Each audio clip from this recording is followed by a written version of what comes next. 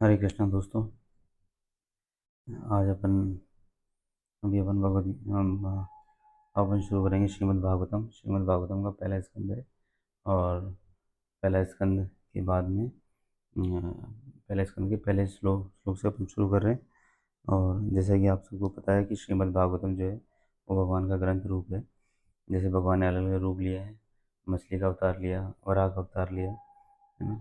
वैसे भगवान ने ग्रंथ रूप में भगवान प्रकट हुए हैं और वही ग्रंथ रूप को अपन कहते हैं श्रीमद् भागवतम। तो श्रीमद् भागवतम और भगवद गीता, ये इन दोनों में एक छोटा सा अंतर है कि भगवद गीता जो है वो भगवान की वाणी है। भगवान ने कुरुक्षेत्र में अर्जुन को जो कहा था उसको हम भगवद गीता कहते हैं।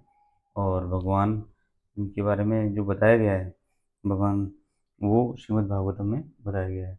तो ये दोनों भगवद गीता में और श्रीमद् भागवतम में अंतर है। तो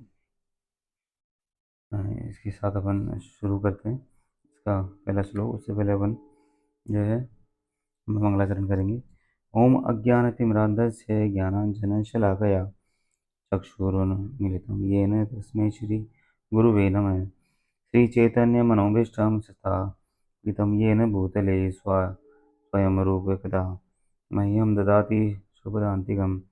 वन्दे श्रीगुरु श्रीयुतपदकमलं श्रीगुरुवैष्णवांश्च श्रीरूपं साग्रजातं सहगणरघुनाथान्वितं तं सजीवं साद्वैतं सावधूतं परिजनसहितं कृष्णचैतन्यदेवं श्रीराधाकृष्णपादान् सहगणललिता श्रीविशाखान्विताश्च। हे कृष्ण करुणासिन्धो दीनबन्धो जगत्पते गोपेश गोपिकान्त राधाकान्त नमोस्तुते। तप्तकाञ्चन गौराङ्गी राधे वृन्दावनेश्वरी कृष्णभानुसुते देवी प्रणमामि हरिप्रिये। वाञ्छकल्पतरुभ्यश्च कृपासिन्धुभ्यैव च पतितानां पावनेभ्यो वैष्णवेभ्यो नमो नमः। श्रीकृष्ण चैतन्य प्रभु नित्यानंद श्री अद्वैत गदाधर श्रीवासादि गौरभक्तवृंद। हरे कृष्ण कृष्ण कृष्ण हरे हरे, हरे राम राम राम हरे हरे। नमः ओम विष्णुपादाय कृष्णपृष्ठाय भूतले श्रीमते भक्तिवेदांत स्वामी इति नामिने। नमस्ते सारस्वते देवे गौरवाणी प्रचारिणे निर्विशेष शून्यवादी पाश्चात्यदेशधारिणे। ओम नमो भगवते वासुदेवाय। ओम नमो भगवते वासुदेवाय। ओम नमो भगवते वासुदेवाय। दोस्तों अब अपन शुरू करते हैं इसका पहला श्लोक। श्रीमद् भागवतम का पहला श्लोक। जन्मादस्य यथोन्मयादित ईर्ष्यभिगये स्वराट तेने ब्रह्मा हृदय च आदि कवये मोहितं यत् सूरेः तेजो वारिमृदान्तं यथा विनिमयो यत्र त्रिसर्गो मृषा धाम्ना स्वेन सदा निरन्तरं सत्यं परम धीमहि। अर्थात हे प्रभु, हे वासुदेव पुत्र श्री कृष्ण, हे सर्वव्यापी भगवान, मैं आपको सादर नमस्कार करता हूँ। मैं भगवान श्री कृष्ण का ध्यान करता हूँ क्योंकि वे परम सत्य हैं और व्यक्त ब्रह्मांडों की उत्पत्ति, पालन और संहार के समस्त कारणों के आदि कारण हैं।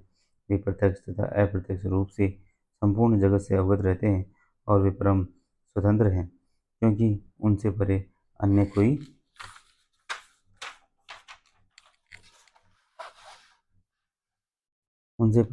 अन्य कोई कारण है ही नहीं।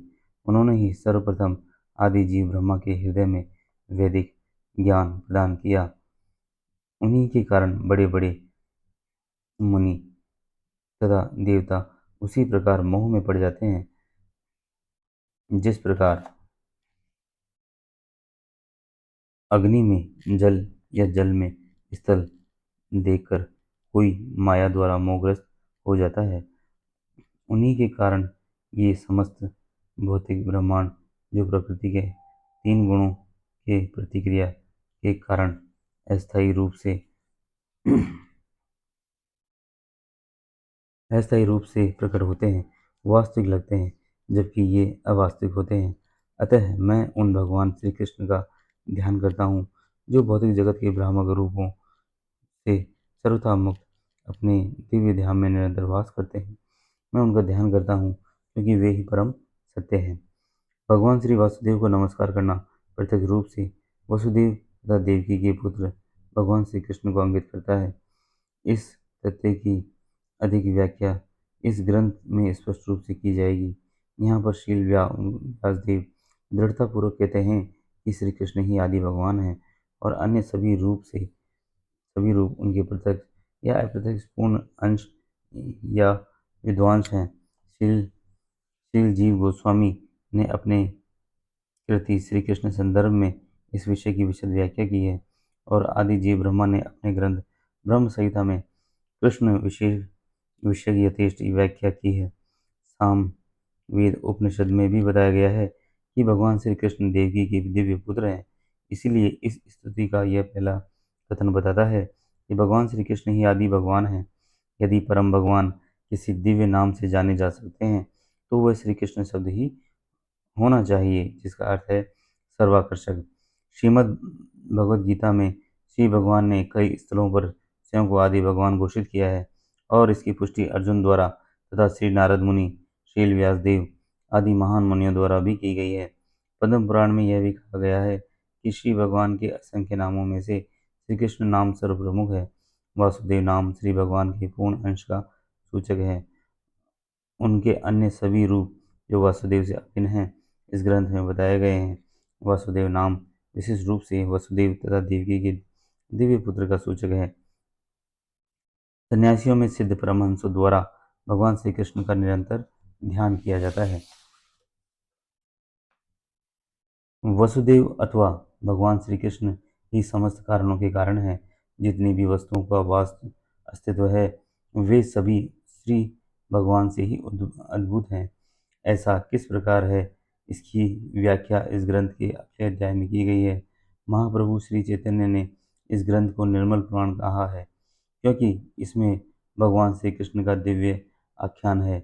श्रीमद् भागवतम का इतिहास भी अत्यंत महिमामय है। इसका संकलन श्री व्यासदेव ने दिव्य ज्ञान में परिपक्वता प्राप्त करने के बाद किया। उन्होंने अपने आध्यात्मिक गुरु श्री नारद मुनि के अनुदेशों के अनुसार इसकी रचना की। श्री व्यासदेव ने अपने समस्त वैदिक शास्त्रों का संकलन किया, जिसमें चारों वेद, वेदांत सूत्र, ब्रह्म सूत्र, पुराण, महाभारत इत्यादि सम्मिलित हैं। किंतु फिर भी वे संतुष्ट नहीं हुए। जब उन्होंने गुरु श्री नारद मुनि जब उनके गुरु श्री नारद मुनि ने उनके इस असंतोष को देखा तो उन्होंने इसको भगवान श्री कृष्ण के दिव्य कार्यकलाप के विषय में लिखने का उपदेश दिया। वे दिव्य कार्यकलाप इस ग्रंथ के दशम स्कंद में विशेष रूप से वर्णित हैं, किंतु इसका सार तत्व प्राप्त करने हेतु मनुष्य को चाहिए कि वह धीरे धीरे ज्ञान विकसित करके क्रमशः आगे बढ़े। ये स्वाभाविक है कि चिंतन ये स्वाभाविक है कि चिंतनशील मनुष्य सृष्टि का उद्गम जानना चाहता है। रात्रि में वह आकाश में तारों को देखता है तो स्वाभाविक रूप से वह उनके निवासियों के विषय में कल्पनाएं करता है। ऐसी जिज्ञासा मनुष्य के लिए स्वाभाविक है क्योंकि उसकी चेतना विकसित है, जो पशुओं की तुलना में उच्च है। श्रीमद् भागवतम के रचयिता ऐसी जिज्ञासाओं का सीधा उत्तर देते हैं। वे कहते हैं कि भगवान श्री कृष्ण समस्त सृष्टियों के उद्गम हैं। वे न केवल ब्रह्मांड के सृष्टा हैं वरन उनके संहारकर्ता भी हैं। इस दृश्य जगत की उत्पत्ति श्री भगवान की इच्छा से किसी काल में होती है। कुछ काल तक इसका परिपालन होता है और उनकी इच्छा तब उनकी ही इच्छा से इसका संहार किया जाता है। अतएव समस्त समस्त जागतिक कार्यों के पीछे उनकी परम इच्छा रहती है। निसंदेह ऐसे अनेक नास्तिक हैं जो सृष्टा पर विश्वास नहीं करते, किंतु वे अल्प ज्ञान के कारण ऐसा करते हैं। उदाहरणार्थ आधुनिक विज्ञानी ने अंतरिक्ष उपग्रह बनाए हैं जिन्हें किसी न किसी उपयुक्त युक्ति से बाह्य आकाश में प्रक्षेपित किया जाता है और दूर बैठे विज्ञानी विज्ञानों के विज्ञानों के निर्देशों से ये कुछ काल तक आकाश में उड़ते रहते हैं। इसी प्रकार असंख्य तारों ग्रहों से युक्त समस्त ब्रह्मांड श्री भगवान की बुद्धि द्वारा नियंत्रित होते हैं। वैदिक साहित्य में ये कहा गया है कि परम सत्य पूर्ण पुरुषोत्तम भगवान समस्त पुरुषों में प्रधान है। प्रथम सजित जीव ब्रह्मा से लेकर एक एक एक चीटी से एक छोटी एक छोटी से छोटी चीटी तक सभी के सभी जीव ही हैं। ब्रह्मा से श्रेष्ठ भी अपनी अपनी निजी क्षमताओं वाले अन्य व्यक्तित्व हैं और श्री भगवान भी ऐसे ही एक व्यक्तित्व हैं। जिस प्रकार अन्य जीव व्यक्ति हैं उसी प्रकार श्री भगवान भी एक व्यक्ति हैं, किंतु परमेश्वर या परम पुरुष में उत्कृष्टतम बुद्धि होती है और उनमें विभिन्न प्रकार की श्रेष्ठतम अचिंत्य शक्तियाँ होती हैं। यदि मनुष्य का मस्तिष्क अंतरिक्ष उपग्रह बना सकता है, तब तो कोई भी बहुत आसानी से कल्पना कर सकता है कि मनुष्य से उच्चतर कोटि का मस्तिष्क ऐसी आश्चर्यजनक वस्तुएं बना सकता है जो कहीं अधिक श्रेष्ठ हों। विचारवान व्यक्ति इस तर्क को आसानी से स्वीकार कर लेगा, किंतु कुछ ऐसे कट्टर नास्तिक होते हैं जो इससे कभी सहमत नहीं होंगे। शील व्यासदेव परम बुद्धिमान को परमेश्वर पूर्ण रूप से स्वीकार करते हैं और इस परम बुद्धिमान को परमेश्वर या पूर्ण पुरुषोत्तम भगवान के रूप में संबोधित करते हुए नमस्कार करते हैं। यह परमेश्वर श्री कृष्ण ही हैं, जैसा कि शील व्यासदेव ने श्रीमद् भगवद गीता में तथा अपने अन्य शास्त्रों में विशेष रूप से श्रीमद् भागवतम में स्वीकार किया है। श्रीमद् भगवद गीता में श्री भगवान कहते हैं कि उनसे बढ़कर कोई परतत्व या अंतिम लक्ष्य नहीं है। इसलिए श्री व्यासदेव तुरंत उन परम तत्व भगवान श्री कृष्ण की पूजा करते हैं। उनकी दिव्य लीलाओं का वर्णन 10वें स्कंद में हुआ है। निष्ठाहीन व्यक्ति सीधे 10वें स्कंद में और विशेष रूप से उन 5 अध्यायों में पहुंच जाते हैं जिनमें श्री भगवान की रास लीला का वर्णन है। श्री भगवान का यह अंश इस महान ग्रंथ का गोतम अंश है। जब तक व्यक्ति को श्री भगवान का दिव्य ज्ञान गहराई में समझ न आ जाए, तब तक वह श्री भगवान की पूजनीय दिव्य लीलाओं का, जिन्हें रास नृत्य कहा जाता है, तथा गोपियों के साथ उनके प्रेम व्यवहार का निश्चित रूप से अनुचित अर्थ ही निकालेगा। यह विषय अत्यंत आध्यात्मिक है। केवल ऐसे मुक्त पुरुष जिन्होंने क्रमशः परमहंस अवस्था प्राप्त कर ली है, इस रास नृत्य का दिव्य आस्वादन कर सकते हैं। अतः शील व्यासदेव पाठक को अवसर प्रदान करते हैं कि श्री भगवान की लीलाओं के सार का आस्वादन करने के पूर्व धीरे धीरे आत्म साक्षात्कार का विकास करें। इसलिए वे जानबूझकर गायत्री मंत्र धीमहि का आह्वान करते हैं। ये गायत्री मंत्र आध्यात्मिक रूप से उन्नत व्यक्तियों के लिए है। जब कोई गायत्री मंत्र का उच्चारण करने में सफल हो जाता है, तब वह श्री भगवान की दिव्य स्थिति में प्रवेश पा सकता है। अतः गायत्री मंत्र के सफल जप के लिए मनुष्य में ब्राह्मण जैसे गुणों का समावेश होना चाहिए, या फिर उसे पूर्ण रूप से सतोगुणी होना चाहिए। तभी वह ठीक से गायत्री मंत्र जप कर सकता है और श्री भगवान के नाम, यश, गुणों आदि की दिव्य अनुभूति प्राप्त कर सकता है। श्रीमद्भागवतम श्री भगवान की अंतरंगी शक्ति द्वारा प्रकट किए गए उनके स्वरूप का आख्यान है, और यह अंतरंगी शक्ति हमारे अनुभवगम्य दृश्य जगत को उत्पन्न करने वाली बहुरंगी शक्ति से भिन्न होती है। शील व्यासदेव ने इस श्लोक में इन दोनों शक्तियों में अंतर स्पष्ट किया है। वे कहते हैं कि प्रकट अंतरंगी शक्ति वास्तविक है, जबकि भौतिक जगत के रूप में प्रकट होने वाली बहिरंगी शक्ति अनित्य है और मृग मरीचिका के समान भ्रामक है। मृग मरीचिका में वास्तविक जल नहीं रहता, किंतु जल का आभास रहता है। वास्तविक जल तो कहीं अन्यत्र रहता है। यह दृश्य जगत एक वास्तविकता जैसा प्रतीत होता है, किंतु वास्तविकता तो आध्यात्मिक जगत में होती है, और यह तो मात्र उसकी छाया प्रतिबिंब है। परम सत्य तो वैकुंठ लोक चिदाकाश में है, भौतिक आकाश में नहीं। भौतिक आकाश में प्रत्येक वस्तु सापेक्ष सत्य है। कहने का तात्पर्य यह है कि एक सत्य किसी अन्य पर आश्रित होता है। यह दृश्य जगत प्रकृति के तीन गुणों के अंतःक्रिया से बनता है और यह अनित्य जगत बुद्ध बद्ध जीव के मोहग्रस्त मन को वास्तविकता का भ्रम प्रस्तुत करने वाला होता है।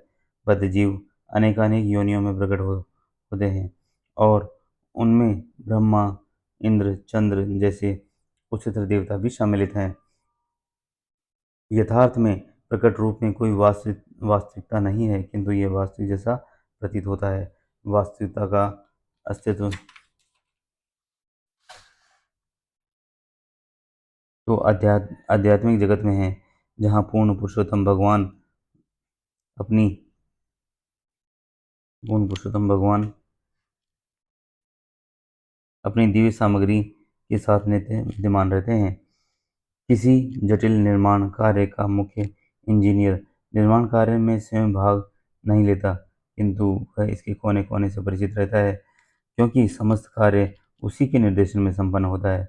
यह प्रत्यक्ष एवं अप्रत्यक्ष रूप से निर्माण कार्य के विषय में हर बात जानता है। इस प्रकार श्री भगवान भी इस दृश्य जगत के सर्वोपरि अभियंता इंजीनियर होने के कारण इसके कोने कोने से परिचित हैं। यद्यपि सभी कार्य देवताओं द्वारा संपन्न किए जाते हैं, इस भौतिक सृष्टि में ब्रह्मा से लेकर एक क्षुद्र चींटी तक कोई भी स्वतंत्र नहीं है। हर स्थान पर श्री भगवान का हाथ देखने में आता है। सभी भौतिक तत्वों के साथ साथ आध्यात्मिक स्फुलिंग का उद्भव उन्हीं से होता है। इस भौतिक जगत में और और कुछ भी उत्पन्न होता है, ये वह भौतिक आध्यात्मिक अपरा तथा पराशक्तियों की अंतःक्रियाओं से होता है, जो परम सत्य भगवान श्री कृष्ण से उद्भूत होती है। एक रसायन शास्त्री अपनी प्रयोगशाला में बैठे बैठे हाइड्रोजन तथा ऑक्सीजन मिलाकर जल उत्पन्न कर सकता है, किंतु वास्तव में जीव तो परमेश्वर के निर्देशानुसार प्रयोगशाला में कार्य करता है। वह रसायनवेत्ता जिन सामग्रियों में कार्य संपन्न करता है, वे श्री भगवान द्वारा प्रदान की गई हैं। श्री भगवान प्रत्यक्ष तथा अप्रत्यक्ष रूप से प्रत्येक वस्तु से परिचित है, किंतु वे सभी सूक्ष्म बातों को जानने वाले हैं और संपूर्णतः स्वतंत्र हैं। उनकी उनकी तुलना उनकी तुलना की खान में सोने की खान से की जा सकती है, जबकि विभिन्न रूपों वाले दृश्य जगत की तुलना सोने से बनी विविध वस्तुओं से की जा सकती है, जैसे सोने की अंगूठी, हार इत्यादि। सोने की अंगूठी तथा सोने के हार के गुण खान में पाए जाने वाले सोने के ही समान होते हैं, किंतु खान का सोना परिमाण भिन्न है। अतः परम सत्य एक ही है और साथ भिन्न भी है।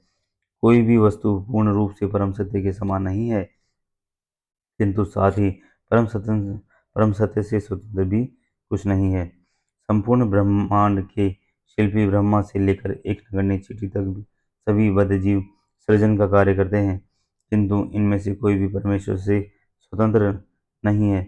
भौतिकतावादी व्यक्ति व्यर्थ ही सोचता है कि उसके अतिरिक्त कोई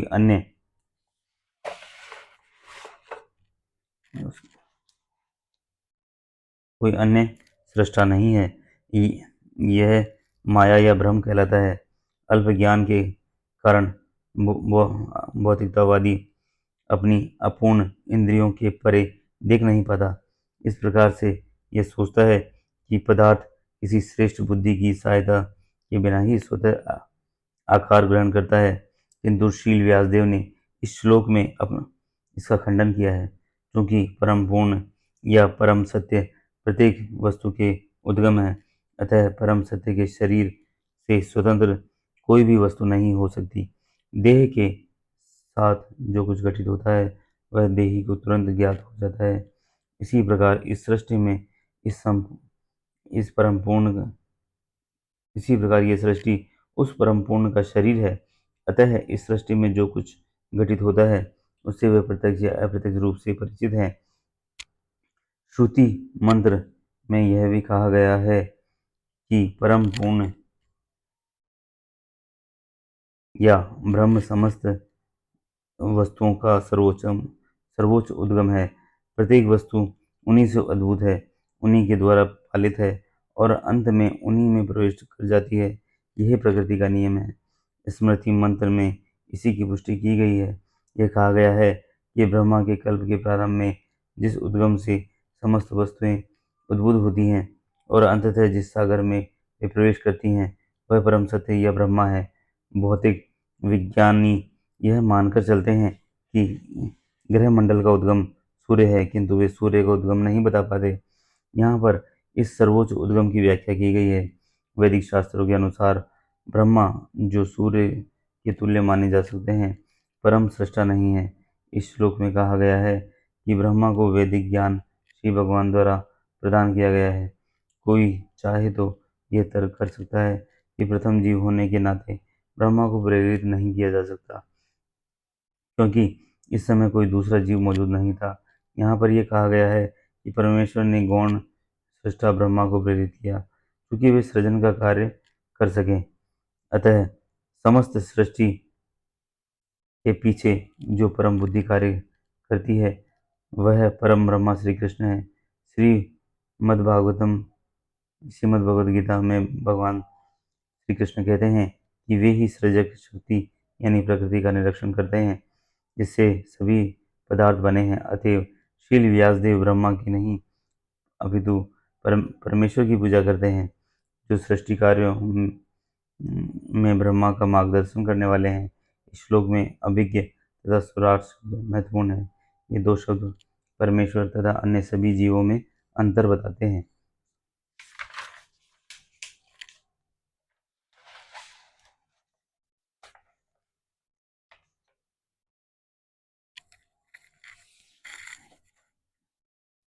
दूसरा कोई भी जीव अभिज्ञ अथवा स्वराट नहीं है, अर्थात कोई भी जीव न तो पूर्ण रूप से जानता है, न ही पूर्ण रूप से स्वतंत्र है।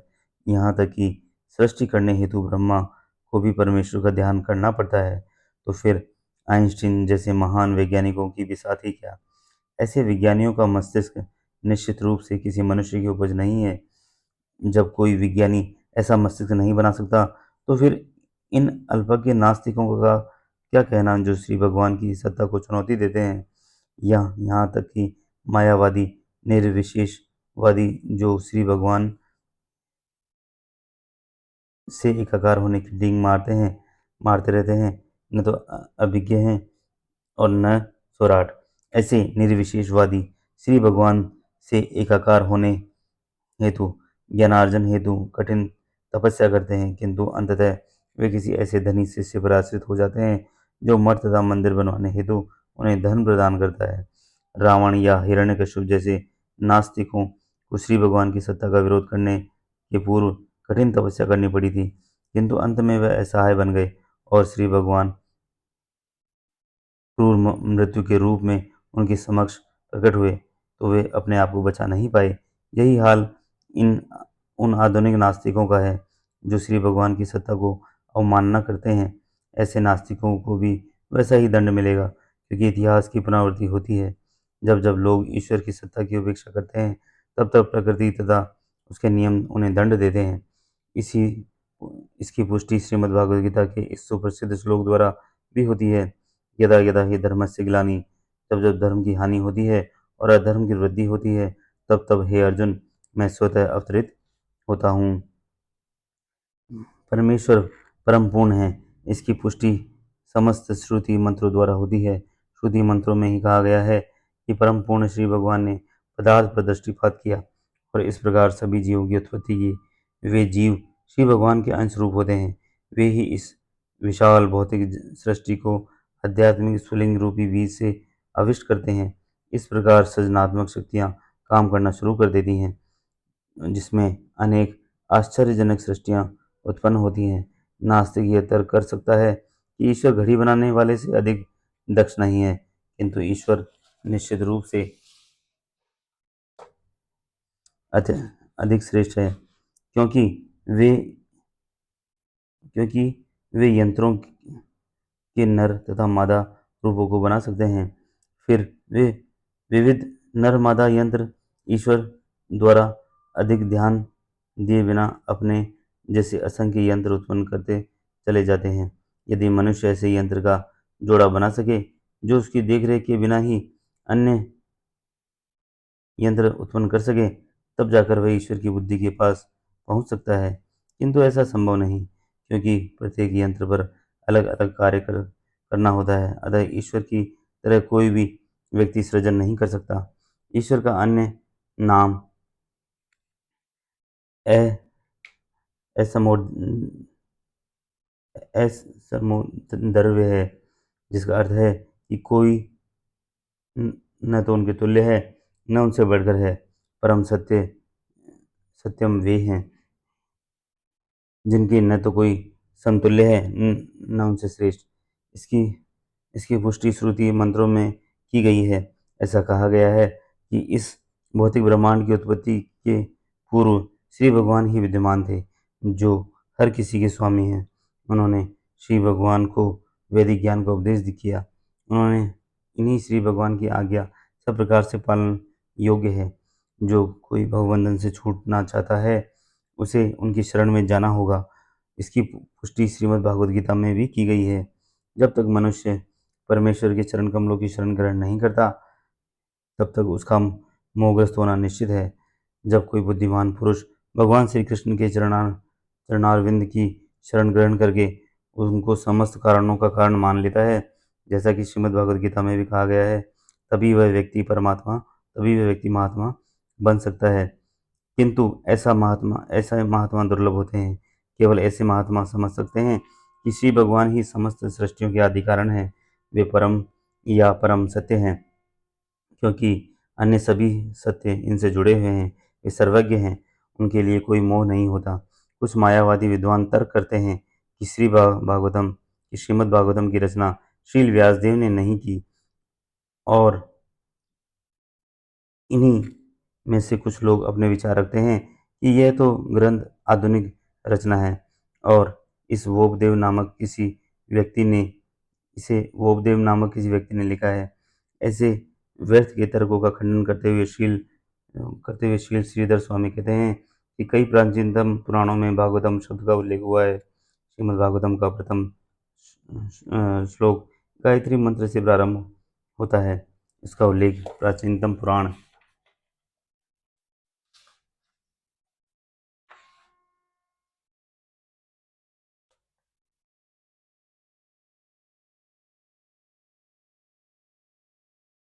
मत्स्य पुराण में है। इस पुराण में श्रीमद् भागवतम में आए गायत्री मंत्र का उल्लेख करते हुए कहा गया है कि आध्यात्मिक उपदेशों में से कुछ अनेक कथाएं हैं जो गायत्री मंत्र से प्रारंभ होती हैं, और उसमें वृत्रासुर का इतिहास दिया गया है। यह भी उल्लेख है कि जो कोई पूर्णिमा के दिन इस महान ग्रंथ का दान करता है, उसे जीवन की सर्वोच्च सिद्धि प्राप्त होती है और श्री भगवान के धाम वापस जाता है। अन्य पुराणों में भी श्रीमद् भागवतम का संदर्भ आया है, जिससे यह स्पष्ट कहा गया है कि यह ग्रंथ 12 स्कंदों में पूर्ण हुआ है। इसमें 18,000 श्लोक हैं। पद्म पुराण में भी गौतम तथा महाराज अम्बरीश की वार्ता में श्रीमद् भागवतम का उल्लेख हुआ है। यहाँ पर राजा को उपदेश दिया गया है कि यदि वे बहुबंधन से मोक्ष चाहते हैं तो नियमित रूप से श्रीमद् भागवतम का पाठ करें। ऐसी परिस्थितियों के अंतर्गत श्रीमद् भागवतम की प्रामाणिकता असंदिग्ध है। विगत 500 वर्षों में अनेक प्रकांड विद्वानों तथा आचार्यों द्वारा शील जीव गोस्वामी, शील सनातन गोस्वामी, शील विश्वनाथ चक्रवर्ती, शील वल्लभ आचार्य, शील चैतन्य महाप्रभु के पश्चात भी अनेक प्रसिद्ध विद्वानों ने श्रीमद् भागवतम पर विशेष टीकाएं की हैं। गंभीर विद्यार्थियों को दिव्य उपदेशों के अधिक आस्वादन के लिए इन सब के अध्ययन का प्रयास करना चाहिए। शील विश्वनाथ चक्रवर्ती ठाकुर ने मौलिक तथा शुद्ध यौन मनोवैज्ञानिक आदि रस की विशेष विवेचना की है, जो समस्त भौतिक उन्माद से रहित है। यह समस्त भौतिक सृष्टि यौन जीवन के सिद्धांत के आधार पर गतिशील है। आधुनिक सभ्यता में यौन जीवन ही सभी कार्यकलापों का केंद्र बिंदु है। जिधर भी कोई अपना मुख मोड़ता है, उधर उसे यौन संबंधों का प्राधान्य देखने को मिलता है। अतः यौन जीवन वास्तविक अवास्तविक नहीं है, इसकी वास्तविकता आध्यात्मिक जगत में अनुभव की जाती है। भौतिक यौन जीवन तो मौलिक तथ्य का विकृत प्रतिबिंब मात्र है। वास्तविक तथ्य तो परम सत्य में है। अतः परम सत्य कभी निराकार नहीं हो सकता। निराकार रहते हुए शुद्ध यौन जीवन रख पाना संभव नहीं है। फलस्वरूप निर्विशेषवादी चिंतकों ने ग्रहित सांसारिक यौन जीवन को अप्रत्यक्ष प्रोत्साहन दिया है, क्योंकि उन्होंने परम सत्य की निराकारता, निर्विशेषता पर अत्यधिक बल दिया है। इसलिए काम के वास्तविक आध्यात्मिक रूप को न जानने के कारण मनुष्यों ने विकृत भौतिक काम वासना को ही सब कुछ मान रखा है। रुग्ण भौतिक अवस्था की काम वासना तथा आध्यात्मिक काम वासना में अंतर है। यह श्रीमद् भागवतम पूर्वाग्रह रहित पाठकों को धीरे धीरे आध्यात्मिक की पूर्ण अवस्था तक ले जाने वाला है। यह मनुष्य को 3 प्रकार के भौतिक कार्यों, सकाम कर्म, काल्पनिक दर्शन तथा कार्यकारी देवता की पूजा से ऊपर उठाने में सक्षम बनाएगा, जिनका विधान वैदिक श्लोकों में है। इसी के साथ पहला श्लोक पूरा होता है। दोस्तों, अब मिलेंगे अपन अगले वीडियो में। तब तक के लिए हरे कृष्णा।